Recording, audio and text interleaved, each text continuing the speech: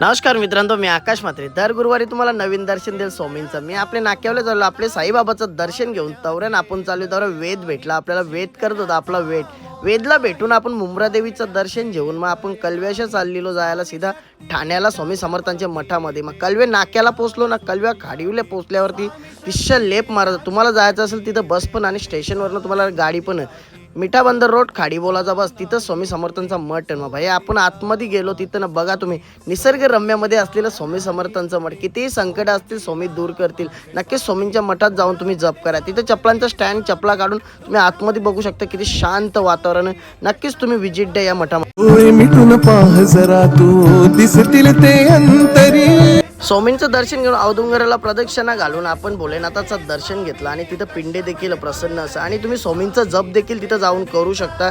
स्वामीचरण पण तुम्हाला पुस्तक भेटेल तिथं. अशा प्रकारे मिनी दर्शन घेतलं. तुम्ही पण जाऊन ठाण्याला दर्शन घ्या. चला बाय.